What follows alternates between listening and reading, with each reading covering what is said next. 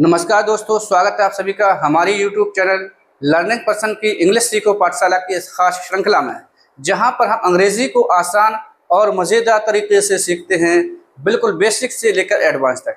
यदि आपको लगता है कि अंग्रेजी सीखना मुश्किल है या आप अंग्रेजी बोलने में हिचकिचाते हैं, तो आज का वीडियो इम्पोर्टेंट होने वाला है। यदि आप हमारे चैनल पर नए हैं तो चैनल को सब्सक्राइब ज़रूर कर दीजिए, साथ में बेल आइकन की घंटी ज़रूर दबा दीजिए ताकि कोई भी अपलोड होने वाला वीडियो सबसे पहले आपके मोबाइल पर पहुंचे।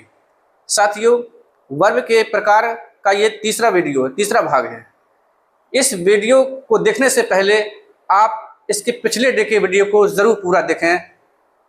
इसके लिए इस वीडियो के डिस्क्रिप्शन बॉक्स में लिंक दिया गया है, उस पर जाकर के इसके पिछले डे के सभी वीडियो देख सकते हैं। साथियों, आज हम वर्ब के क्रम में पढ़ रहे थे टाइप्स ऑफ वर्ब। तो टाइप्स ऑफ वर्ब में हमने आपको 5 प्रकार के टाइप्स बताए थे कि 5 तरह से वर्ब को बांटा जा सकता है। तो हम पहले प्रकार का, दूसरे प्रकार का, तीसरे प्रकार का पढ़ चुके थे। आज हम चौथे नंबर का आप देख रहे होंगे, डे 36 टाइप्स ऑफ वर्ब। तो चौथे प्रकार का जो क्लासिफिकेशन है वर्ब का, वो किस आधार पर है? तो बाय मीनिंग ऑब्लिक फंक्शन के आधार पर है, यानी क्रिया को अर्थ या उसके कार्य के आधार पर 3 भागों में बांटा जा सकता है। आप देख रहे होंगे 3 भागों में बांटा गया है। पहला है एक्शन वर्ब या डायनेमिक वर्ब। तो ये एक्शन वर्ब या डायनेमिक वर्ब क्या होती है? तो दूसरा है स्टेटिव वर्ब और तीसरा होता है कॉजेटिव वर्ब। तो इस प्रकार से बाय मीनिंग के बेस पर हम वर्ब को 3 भागों में डिवाइड करते हैं, क्लासिफाइड करते हैं। तो पहला है एक्शन वर्ब या डायनेमिक वर्ब। ये एक्शन वर्ब या डायनेमिक वर्ब क्या होता है? तो साथियों, आप देख रहे होंगे जब वाक्य में सब्जेक्ट के द्वारा किसी प्रकार का फिजिकल कार्य या फिजिकल प्रोसेस ना किया जा रहा हो, तो उसमें हम जो वर्ब पाएंगे वो एक्शन वर्ब होता है। यानी जब किसी वाक्य में सब्जेक्ट के द्वारा, जब किसी वाक्य में किसी सब्जेक्ट के द्वारा किसी प्रकार का फिजिकल वर्क किया जा रहा हो, प्रोसेस किया जा रहा हो या कोई कार्य किया जा रहा हो, तो उसको हम एक्शन वर्ब कहते हैं। जैसे आप वाक्य में देख पा रहे होंगे, Neha writes a letter. Neha पत्र लिखती है। इस वाक्य में आप देख पा रहे होंगे नेहा के द्वारा कौन सा कार्य हो। यहाँ इस वाक्य में नेहा सब्जेक्ट है, वर्ब हमारी राइट है और अ लेटर एक ऑब्जेक्ट है। तो नेहा के द्वारा क्या कार्य किया जा रहा है? नेहा के द्वारा लिखने का कार्य किया जा रहा है। इसलिए यहाँ पर जो ये वर्ब है, ये हमारी एक्शन वर्ब या इसी को डायनेमिक वर्ब भी कहते हैं। दूसरा वाक्य देखेंगे आप, the boy is flying the kite. लड़का पतंग उड़ा रहा है। तो इसमें लड़का, इसमें कर्ता सब्जेक्ट क्या है? बॉय। और इस सब्जेक्ट के द्वारा जो वाक्य में कार्य हो रहा है, ये कार्य कौन सा हो रहा है? ये कार्य हो रहा है उड़ाना, पतंग को उड़ाना। तो मेन कार्य तो उड़ाना हो रहा है। तो यहाँ पर जो ये है, ये फ्लाइंग जो है, ये हमारा डायनेमिक वर्ब है। लेकिन आप देख पा रहे होंगे इसी को हम मेन वर्ब भी बोलते हैं या डायनेमिक वर्ब भी बोलते हैं। और इस डायनेमिक वर्ब की हेल्प के लिए जो इज है, ये हमारी लिंकिंग वर्ब भी इसको कहते हैं या इसको हेल्पिंग वर्ब भी कहते हैं। तो इस प्रकार से किसी भी वाक्य में जब किसी वर्ब के द्वारा किसी एक्शन का, किसी फिजिकल एक्टिविटीज का या फिजिकल प्रोसेस का नॉलेज होता है, ज्ञान होता है या पता चलता है, तो वहां पर उस वाक्य में वो वर्ब एक्शन वर्ब या डायनेमिक वर्ब के रूप में जानी जाती है। दूसरा आप देख पा रहे होंगे स्टेटिव वर्ब। स्टेटिव वर्ब क्या होती है? तो जब वाक्य में सब्जेक्ट के द्वारा किसी भी प्रकार का कार्य ना किया जा रहा हो, जब वाक्य में सब्जेक्ट के द्वारा कोई फिजिकल कार्य ना किया जा रहा हो, किसी भी प्रकार का प्रोसेस ना किया जा रहा हो, तो वहां पर जो वर्ब होती है वो एक्शन वर्ब या डायनेमिक वर्ब ना होकर के स्टेटिव वर्ब कहलाती है। जैसे आप देख पा रहे होंगे, इसमें क्या होता है, इस स्टेटिव वर्ब में क्या होता है, स्टेटिव वर्ब में किसी पर अधिकार दिखाया जाता है या किसी वाक्य में उस कर्ता की क्या स्थिति है, स्टेट क्या होती है, उसकी भावनाएं क्या होती है, उसकी थिंकिंग क्या होती है, इन सब के बारे में सोचना और उसकी सोच या उसकी पसंद के बारे में बताया जा रहा है, लेकिन कार्य नहीं होता है। आप देख पा रहे होंगे, इसके लिए आप समझे, he is my best friend, वह मेरा सबसे अच्छा दोस्त है। इस वाक्य में आप बता सकते हैं सब्जेक्ट ये है, लेकिन इस सब्जेक्ट जो ही जो प्रोनाउन के रूप में यूज किया गया है, क्योंकि सब्जेक्ट के रूप में दो ही, या तो वो ही संज्ञा के रूप में यूज किया जाता है या प्रोनाउन के रूप में किया जाता है। सब्जेक्ट की जगह पर हम या तो प्रोनाउन को रखते हैं या नाउन को रखते हैं। तो यहाँ पर जो देख पा रहे हैं, ही एक सब्जेक्ट के रूप में, जो प्रोनाउन है यहाँ पर सब्जेक्ट के रूप में है, तो यहाँ करता ही है। और क्या इस वाक्य में इस ही के द्वारा, वह के द्वारा कोई कार्य किया जा रहा है? तो आप देख पा रहे होंगे इस वाक्य में कोई किसी भी प्रकार का कार्य नहीं हो रहा है। तो यहाँ पर जो ये इज है, ये हमारी स्टेटिव वर्ब है, ये स्टेटिव वर्ब है। ये इसमें जो इज है, इसमें कोई कार्य नहीं किया जा रहा है। He is my best friend, तो इसमें एक अवस्था के बारे में बताया जा रहा है कि वह मेरा दोस्त है। और ये किस काल का वाक्य है? तो ये है सिंपल सेंटेंस का वाक्य है। तो इसमें सिंपल प्रेजेंट का वाक्य है ये। तो इसमें अवस्था के बारे में बताया जाए, इसमें किसी प्रकार का एक्शन नहीं हो रहा, किसी भी प्रकार का फिजिकल वर्क नहीं हो रहा है। दूसरा देखें, आई हैव अ डॉग, मेरे पास एक कुत्ता है। तो आप यहां देख पा रहे होंगे, क्या इस वाक्य में किसी भी प्रकार का एक्शन, फिजिकल एक्टिविटीज या कोई प्रोसेस की जा रही है? नहीं की जा रही है। आप देख पा रहे हो नहीं की जा रही है। इसका अर्थ होता है मेरे पास एक कुत्ता है। तो यहाँ पर देख रहे हो कि ये सब्जेक्ट है और सब्जेक्ट के पास एक अधिकार है, उसके पास एक कुत्ता है, उसका एक अधिकार है, पोसेशन है। और तो यहाँ पर जो हैव है, ये हमारी स्टेटिव वर्ब है। यहाँ पर एक्शन वर्ब नहीं है, स्टेटिव वर्ब है। इसी प्रकार से आप देखेंगे, शी लाइक्स म्यूजिक, उसे संगीत पसंद है। तो यहाँ पर उसकी लाइक, उसकी पसंद के बारे में चर्चा की जा रही है। इसमें किसी भी प्रकार का कार्य तो नहीं हो रहा है। क्या कोई कार्य किया जा रहा है? नहीं किया जा रहा है। केवल उसकी चॉइस है, उसकी पसंद है कि वह संगीत पसंद है, उसे संगीत पसंद है। तो यहाँ पर जो ये लाइक जो है, ये हमारी स्टेटिव वर्ब है। हालांकि लाइक मेन वर्ब भी होती है, लेकिन यहाँ जो इस सेंटेंस में जो उपयोग किया गया है, यूज किया गया है, ये एक स्टेटिव वर्ब के रूप में यूज किया गया है। और सामान्यतः स्टेटिव वर्ब जो भी होती है, स्टेटिव वर्ब का आईएनजी फॉर्म नहीं बनता है। ये सोच लीजिए, स्टेटिव वर्ब का आईएनजी फॉर्म नहीं बनता है। जैसे मैं कहूं आई एम नोइंग हिम, मैं उसे जान रहा हूं। तो इसमें नो ज्ञान या जानना, तो नो जो है ये स्टेटिव वर्ब है, लेकिन इसमें आईएनजी नहीं लगेगा, क्योंकि स्टेटिव वर्ब का सामान्यतः आईएनजी नहीं बनता है। यदि बनता है तो उसका दूसरा अर्थ होता है। फिलहाल सामान्यतः इसका आईएनजी फॉर्म नहीं होता स्टेटिव वर्ब का। हाँ, एक्शन वर्ब का आईएनजी फॉर्म होता है, एक्शन वर्ब का आईएनजी फॉर्म होता है। मैं भी आपको बता दूं, एक्शन वर्ब का आईएनजी फॉर्म होता है। जैसे आप देख पा रहे हो, यही देख लीजिए, फ्लाइंग, फ्लाइंग, ये फ्लाई जो है ये एक्शन वर्ब है। और जब ये एक्शन वर्ब है तो आईएनजी फॉर्म उसका है। और भी देख सकते हैं आप,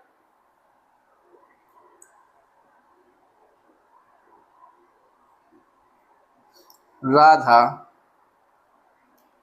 इज डांसिंग, राधा नाच रही है। तो इसमें जो डांस है, ये डांस एक्शन वर्ब है, क्योंकि राधा के द्वारा काम किया जा रहा है। और कौन सा कार्य किया जा रहा है? डांस, नृत्य करने का कार्य किया जा रहा है। तो चूंकि ये एक्शन वर्ब है तो उसका आईएनजी फॉर्म होता है। लेकिन स्टेटिव वर्ब जो होती है उसका सामान्यतः आईएनजी फॉर्म नहीं होता, इसलिए आई एम नोइंग हिम, मैं उसे जान रहा हूं, गलत है। इसका सही होगा आई नो हिम, भले ही मैं, इसका मतलब मैं उसे जान रहा हूं, भले ही इसका अर्थ रहा हूं है, लेकिन इसका आईएनजी फॉर्म नहीं होता है, क्योंकि जानना कोई एक्शन वर्ब नहीं है, स्टेटिव वर्ब है, जैसे इसमें देख रहे हैं। तो इस प्रकार से आईएनजी फॉर्म नहीं होता। और तीसरा जो होता है वो होता है कॉजेटिव वर्ब। ये कॉजेटिव वर्ब क्या होती है, तो इसको हिंदी में कहते हैं कारणवाचक क्रिया या प्रेरणार्थक क्रिया। इसकी हिंदी है कारणवाचक क्रिया या प्रेरणार्थक क्रिया। जब वाक्य में किसी सब्जेक्ट के द्वारा स्वयं कार्य नहीं किया जाता है, कई वाक्य आपने देखे होंगे ऐसे होते हैं जिसमें कर्ता के द्वारा स्वयं कार्य नहीं होता है, बल्कि वो किसी तीसरे या अन्य व्यक्ति के द्वारा कोई कार्य करवाता है, तो वहां पर अगर वर्ब मिलेगी तो उसको हम कॉजेटिव वर्ब के रूप में जाना जाता है। जैसे इसमें देख पा रहे होंगे, जब वाक्य में सब्जेक्ट कोई कार्य खुद नहीं करता, स्वयं नहीं करता, बल्कि तीसरे या अन्य व्यक्ति से करवाता है, तो वहां पर जो वर्ब होती है वो कॉजेटिव वर्ब के रूप में मानी जाती है। आइए पहचानते हैं। कॉजेटिव वर्ब लेट होती है। कॉजेटिव वर्ब 5 है, लेट, मेक, गेट, हैव और एक और होती है हेल्प। ये 5 कॉजेटिव वर्ब होती है, यहां पर मैंने 4 ही लिखी हैं। तो आप देख पा रहे होंगे, पहले सेंटेंस को समझेंगे, मेरे पापा ने मुझे खेलने दिया। इसमें कर्ता क्या है, मेरे पापा, लेकिन क्या आप देख पा रहे होंगे मेरे पापा यानी मेरे पापा खेल रहे हैं, नहीं खेल रहे हैं। कर्ता के द्वारा कोई काम किया जा रहा है, नहीं किया जा रहा। मेरे पापा ने मुझे खेलने दिया, किसी तीसरे व्यक्ति के द्वारा काम कर्ता मेरे पापा है, माई फादर है, लेकिन कार्य कोई और थर्ड व्यक्ति कर रहा है। इस प्रकार से my father let me play, मेरे पापा ने मुझे खेलने दिया।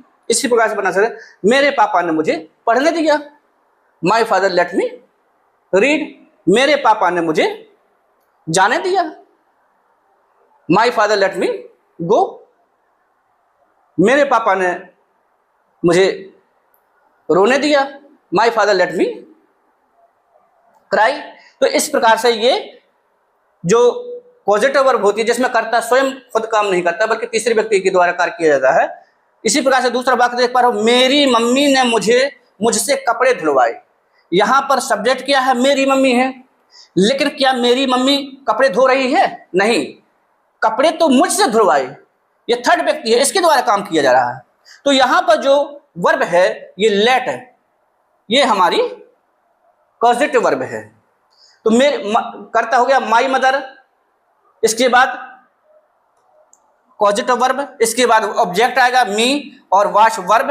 मैन वर्ब जो होती है इसी को एक्शन वर्ब भी कहते हैं क्योंकि इसमें काम किया जाए। देखिए इसमें काम हो रहा है तो ये वाश जो है ये क्या है, एक्शन वर्ब है। इसमें खेल नहीं है, प्ले एक्शन वर्ब है, लेकिन इसी में लेट जो है ये क्या है, ये है हमारी पॉजिटिव वर्ब। इसी में वाश जो है एक्शन वर्ब है, लेकिन मेक इसमें पॉजिटिव वर्ब है, क्योंकि कर्ता के द्वारा स्वयं काम नहीं किया जाता है बल्कि किसी तीसरे व्यक्ति के द्वारा कार्य किया जा रहा है। तो इस प्रकार से ये हमारी वर्ब थी। वर्ब 3 प्रकार की थी, एक्शन वर्ब या डायनामिक वर्ब, स्टेटिव वर्ब और पॉजिटिव वर्ब। तो इसको नोट कर लीजिए, क्योंकि मैं इसकी अगला जो टाइप है 5वां टाइप है अगली स्लाइड में बताऊंगा, तो इसको स्क्रीनशॉट ले लीजिए या नोट कर लीजिए इसको।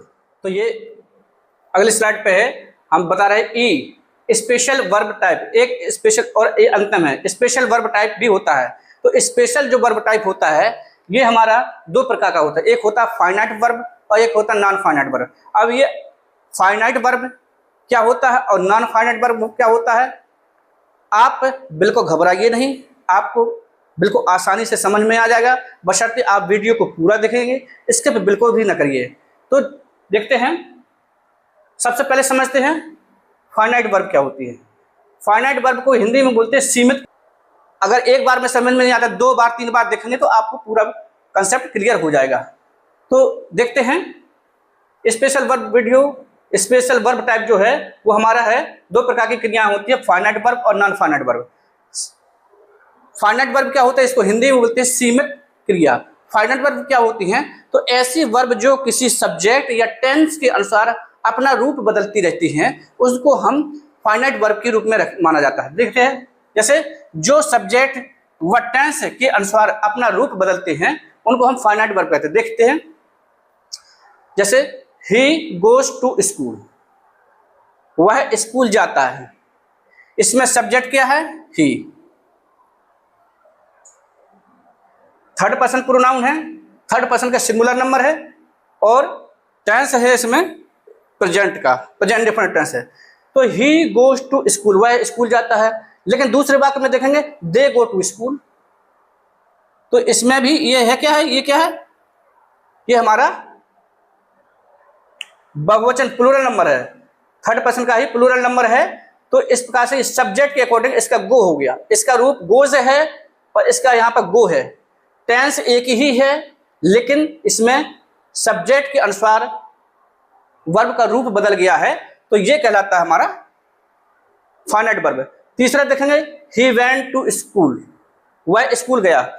इसमें टेंस एक ही, टेंस समान होने के बाद इसमें टेंस जो है ये समान है, इसमें प्रेजेंट इंडेफिनिट टेंस है, लेकिन क्रिया का वर्ब का रूप बदला, क्योंकि यहां पर सब्जेक्ट थर्ड पर्सन प्रोनाउन का सिंगुलर नंबर है और ये भी थर्ड पर्सन प्रोनाउन का है, लेकिन यहाँ पर प्लूरल नंबर है। तो इस प्रकार से इसका रूप चेंज हो गया है। तीसरा देखेंगे तो ये पर्सन के आधार पर इसका रूप चेंज नहीं हुआ, यहाँ पर टेंस के आधार पर इसका रूप चेंज हुआ। यहाँ पर टेंस पास्ट इंडेफिनिट हो गया, यहाँ पर टेंस जो होगा ये पास्ट इंडेफिनिट टेंस है। तो इसलिए ऐसे वर्ब जो सब्जेक्ट या वह टेंस के आधार, या तो सब्जेक्ट के आधार पर अपना वर्ब अपना रूप बदलेगी, या सब्जेक्ट के आधार पर अपना वर्ब रूप नहीं बदलेगी, तो उस टेंस के आधार पर ये अपना रूप बदलती है। तो ऐसी क्रियाएं जो कहलाती हैं वो फाइनाइट वर्ब में काउंट की जाती हैं। ये बिल्कुल सिंपल है। अब दूसरा है नॉन फाइनाइट वर्ब। तो जैसा कि आप इसको पढ़ चुके हैं, तो इसी के अपोजिट ऐसे वर्ब जो किसी टेंस या सब्जेक्ट के अनुसार अपना रूप परिवर्तित नहीं करती हैं, उनको हम नॉन फाइनाइट वर्ब के या असीमित क्रिया कहते हैं। इसको हिंदी हो गया असीमित क्रिया होती है कहते हैं। तो इसको समझते हैं, जो सब्जेक्ट और टेंस के अनुसार अपना रूप नहीं बदलती है उसको हम नॉन फाइनाइट वर्ब कहते हैं। लेकिन ये non finite verb noun, adjective और एडवर्ब के रूप में उपयोग किया जाता है। नॉन फाइनाइट वर्ब जो होती है वो हमेशा नाउन के रूप में या एडजेक्टिव के रूप में या एडवर्ब के रूप में यूज किए जाते हैं, और ये नॉन फाइनाइट वर्ब भी पुनः 3 भागों में बटी होती है। जैसे ये है, पहला है हमारा, ये है दूसरा है ये हमारा, और ये है हमारा तीसरा। तो एक एक करके पढ़ते हैं। पहला है हमारा इन्फिनिटिव वर्ब।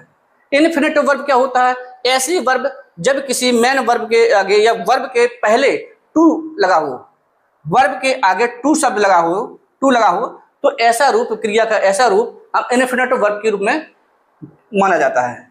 यह जो इन्फिनिटिव वर्ब होता है ये हमेशा नाउन के रूप में इसका उपयोग किया जाता है, एडजेक्टिव के रूप में भी इसका उपयोग किया जाता है, और एडवर्ब के रूप में उपयोग किया जाता है। जो इन्फिनिटिव वर्ब है, इन्फिनिटिव वर्ब का तीनों रूप में उपयोग किया जाता है। मैं आपको एक एक करके एग्जांपल बताऊंगा, आप वीडियो पे बने रहेंगे, स्किप बिल्कुल भी ना करेंगे। और यदि आप हमारे चैनल पर नए हैं तो चैनल को सब्सक्राइब जरूर कर दीजिए। यदि वीडियो अच्छी लगे तो अपने दोस्तों में शेयर कर दीजिए, क्योंकि अपने दोस्तों को भी कुछ ज्ञान प्राप्त हो। तो देखते हैं, सबसे पहले पहला वाक्य देखते हैं। इन्फिनिटिव वर्ब 3 रूप में उपयोग किया जाता है, नाउन के रूप में भी उपयोग किया जा रहा है, एडजेक्टिव के रूप में भी उपयोग किया जा रहा है, और एडवर्ब के रूप में उपयोग किया जाता है। जैसे देखते हैं, पहला वाक्य देखेंगे आप, आई वांट टू स्टडी, मैं पढ़ना चाहता हूं। आई वांट, मैं चाहता हूं, टू स्टडी, पढ़ना चाहता हूं। और ये उद्देश्य के लिए इन्फिनिटिव का उपयोग किसी उद्देश्य के लिए नाउन के रूप में, एडजेक्टिव के रूप में और एडवर्ब के रूप में प्रयोग किया जाता है। मैं पढ़ना चाहता हूं, मेरा उद्देश्य क्या है, इसमें सब्जेक्ट आई है और इस आई का उद्देश्य क्या, पर्पज क्या है, पर्पज है पढ़ना, तो मैं पढ़ना चाहता हूं। तो ये सब्जेक्ट है, आप देख पा रहे हो, ये सब्जेक्ट है और ये वर्ब है और ये ऑब्जेक्ट है। ऑब्जेक्ट मैं आपको बता चुका हूं, ऑब्जेक्ट जो होता है वो नाउन के रूप में ही होता है या प्रोनाउन के रूप में होता है। तो यहां पर ये नाउन के रूप में है, टू स्टडी, और ये क्रिया है और क्रिया से पहले टू लगा है, तो ये तो हो गई वर्ब, या इसको मेन वर्ब बोलेंगे, एक्शन वर्ब। लेकिन ये हो गई हमारी, क्या हो गई, ये हो गई हमारी इन्फिनिटिव वर्ब, और जो इन्फिनिटिव वर्ब है ये ऑब्जेक्ट के रूप में काम कर रहा है, तो एज ए ऑब्जेक्ट नाउन के रूप में यहां पर उपयोग किया गया है। दूसरा देखेंगे, I have a book to read, मेरे पास एक किताब है, टू रीड पढ़ने के लिए। मेरा उद्देश्य क्या, मेरे पास एक किताब है, लेकिन उस किताब का उद्देश्य क्या है, रीड पढ़ने के लिए। तो यहां पर देखते होंगे I have a book to read, तो जो किताब है हमारे पास ये किस लिए है, पढ़ने के लिए है। किताब जो है यहां पर किस लिए है, पढ़ने के लिए है। तो यहां पर आई कर्ता हो गया, सब्जेक्ट हो गया, ये वर्ब हो गए और ये ऑब्जेक्ट हो गया, और जो किताब है उसकी ही विशेषता बता रहा है। मेरे पास पढ़ने वाली किताब है, I have a book to read, मेरे पास पढ़ने की किताब है, पढ़ने वाली किताब है, पढ़ने के लिए किताब है। तो जो मेरे पास ऑब्जेक्ट है, जो मेरे पास किताब है, इस ऑब्जेक्ट का जो एक्स्ट्रा नॉलेज दे रही हैं उसको कहते हैं एडजेक्टिव कहते हैं। तो ये जो होगा, ये टू रीड जो होगा, यहाँ पर ये एडजेक्टिव के रूप में उपयोग किया हुआ है, जिसको हिंदी में बोलते हैं विशेषण। तो आई होप आपको समझ में आ रहा होगा कि इन्फिनिटिव जो होता है, इन्फिनिटिव वर्ब जो होती है वो नाउन के रूप में भी प्रयोग की जाती है, एडजेक्टिव के रूप में। मैंने आपको दो रूप बता दिए हैं, अभी तीसरा रूप बता रहे हैं। तो यहां समझ में आ गया होगा, कमेंट करके जरूर बताइए यस या नो, समझ में ना आया हो। और तीसरा है ही केम हेयर टू स्टडी, ही केम वह आया, हेयर यहाँ वह यहाँ आया, ही केम वह आया, हेयर यहाँ वह यहाँ आया, और किस लिए आया, टू स्टडी, टू स्टडी में पढ़ने के लिए। उद्देश्य क्या है उसका, पढ़ने के लिए। तो वो यहाँ आया, लेकिन वो आया क्यों, किस लिए आया, टू स्टडी, पढ़ने के लिए। तो ये जो टू स्टडी है ये किसकी विशेषता बता रहा है, कम की, आने की विशेषता बता रहा है। और जब किसी वर्ब की कोई विशेषता बताता है तो उसको क्या कहते हैं, एडवर्ब कहते हैं। तो यहां पर चूंकि ये जो टू स्टडी जो है, जो इन्फिनिटिव है, ये इन्फिनिटिव कैम की विशेषता बता रहा है कि वो आया क्यों, इसलिए क्योंकि उसको यहां पढ़ना है। तो यहां जो टू स्टडी है ये हमारा एडवर्ब के रूप में यूज किया जा रहा है, उपयोग किया गया है। तो इस प्रकार से आपको समझ में आया होगा कि इन्फिनिटिव वर्ब जो होते हैं वो किसी उद्देश्य के लिए प्रयोग किए जाते हैं, और वर्ब से पहले टू लगा होता है, और ये तीन रूप में प्रयोग किया जाता है। नाउन के रूप में भी प्रयोग किया जाता है, एडजेक्टिव के रूप में भी प्रयोग किया जाता है, और एडवर्ब के रूप में भी प्रयोग किया जाता है। अब चलते हैं हम दूसरा क्या है, जेरंड, क्रिया का एक ऐसा रूप जिसमें आईएनजी लगा हो, लेकिन वो क्रिया का रूप जब हम किसी सब्जेक्ट की जगह पर उपयोग करते हैं, ऑब्जेक्ट के रूप में उपयोग करते हैं। क्योंकि आप जान रहे होंगे वर्ब को केवल वर्ब की जगह पर ही उपयोग किया जाता है। यदि वर्ब को हमको सब्जेक्ट के रूप में प्रयोग करना है या ऑब्जेक्ट के रूप में प्रयोग करना है तो एक ही उपाय है, वर्ब का सब्जेक्ट या ऑब्जेक्ट के स्थान पर प्रयोग करने के लिए एक ही उपाय है, उसमें आईएनजी जोड़ दीजिए, और जब किसी वर्ब में आईएनजी लग जाएगा तो वो उसका जेरंड फॉर्म कहलाता है। तो देखेंगे, आप देख पा रहे होंगे यह हमेशा संज्ञा के रूप में कर्ता या कर्म के स्थान पर प्रयोग किया जाता है। जैसे हमेशा आप वाक्य में देखेंगे तो कर्ता या कर्म के रूप में किसको प्रयोग किया जाता है, प्रोनाउन को या नाउन को प्रयोग किया जाता है। लेकिन यदि क्रिया को कर्ता के रूप में प्रयोग करना हो तो उसका आईएनजी फॉर्म उपयोग किया जाता है। यहां पे देखेंगे swimming is a good habit, इसका मतलब है तैरना अच्छी आदत, तैरना अच्छी आदत है। तो यहां पर कर्ता क्या है, तैरना, क्योंकि तैरने एक्शन इसी के बारे में तो बताया जा रहा है, इसमें कर्ता के रूप में ये। तो स्विमिंग जो है ये जेरंड फॉर्म में उपयोग किया गया है। Swimming is a good habit, तो यहां पर जो ये फॉर्म है क्रिया का जो कर्ता के रूप में उपयोग किया गया है, ये जेरंड फॉर्म में प्रयोग किया गया है। दूसरा देखेंगे, आई एंजॉय रीडिंग, मुझे पढ़ना पसंद है, मुझे पढ़ना पसंद है, तो मुझे पढ़ना पसंद है। तो आई, ये ऑब्जेक्ट के रूप में कर्ता, क्रिया, कर्म, कर्म के रूप में किसी भी क्रिया को नहीं लिखा जाता है, कर्म के रूप में नाउन या प्रोनाउन को ही लिखा जाता है। यदि क्रिया को कर्म के रूप में लिखना है तो उसका आईएनजी फॉर्म लिखना पड़ेगा, और आप देख पा रहे होंगे यहाँ पर रीडिंग आईएनजी फॉर्म है, तो ये जो है ये जेरंड फॉर्म है, क्रिया का जेरंड फॉर्म कहलाता है। तीसरा और अंतिम जो है ये है हमारा पार्टिसिपल। पार्टिसिपल में दो प्रकार के गुण होते हैं, वो वर्ब का भी प्रयोग, वर्ब का भी सेंस होता है उसका, और एडजेक्टिव का भी काम करता है। और ये जो पार्टिसिपल होते हैं वो तीन प्रकार के होते हैं। प्रेजेंट पार्टिसिपल जिसमें वर्ब और आईएनजी होती है, पास्ट पार्टिसिपल जिसमें V3 वर्ब की थर्ड अवस्था और आईएनजी होती है, तीसरा है परफेक्ट पार्टिसिपल जिसमें हैविंग के साथ वर्ब की थर्ड फॉर्म आती है। तो इस प्रकार से आई होप आपको समझ में आया होगा कि इस प्रकार से जो स्पेशल टाइप्स ऑफ वर्ब थे वो दो प्रकार के थे, फाइनाइट वर्ब और non finite verb. Finite verb तो सरल है, इजी है, नॉन फाइनाइट वर्ब में थोड़ी सा डिटेल है, और यदि आप आराम से पढ़ेंगे, बार बार वीडियो देखेंगे तो आपको अच्छे से कंसेप्ट क्लियर हो जाएगा। तो आई होप आपको आज का वीडियो कैसा लगा कमेंट करके जरूर बताइए। See you in the next video.